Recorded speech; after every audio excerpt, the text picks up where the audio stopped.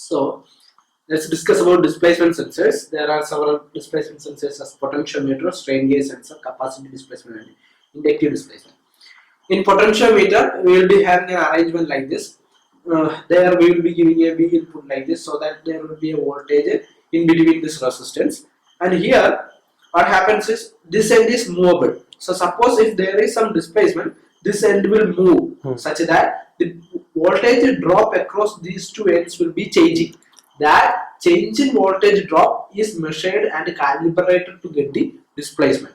In the rotation too, in the same manner, if there is some rotation, this needle will be rotating such that this V out will be changing. That is calibrated to get the amount of rotations. So that's what potentiometer does. In strain gauge sensor, this is actually the strain gauge. This will be sticking to the surface to which this sensing has to be done. So whenever there is some displacement, whenever there is some stress on the surface, the strain gauge will be elongating, or sometimes it will be shrinking. Because of that reason, the resistance of this gauge will be changing, so that in the next circuit there will be some potential difference change, and this potential difference change is calibrated to get our corresponding measurement. Now capacitive displacement.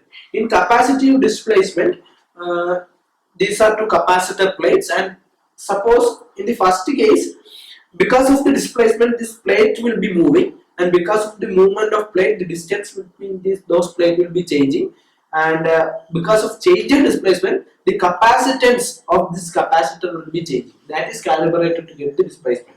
In another thing, the plates are maintained stationary, and this dielectric object is moving. Because of the movement of dielectric object, there will be changing capacitance, which is calibrated to get the displacement.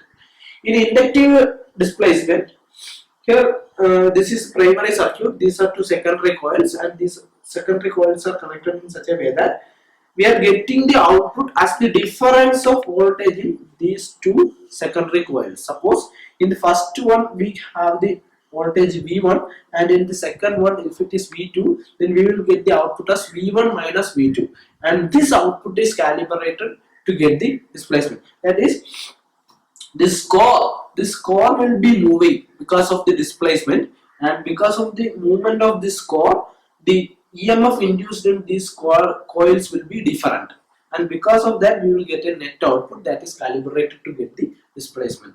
So this is how we measure displacement using potentiometer, strain gauge, and capacitive, inductive, etc. So here all a property, here resistance is used, here capacitance is used, in some cases inductance is used, and by using this property we are able to measure the displacement. Thank you.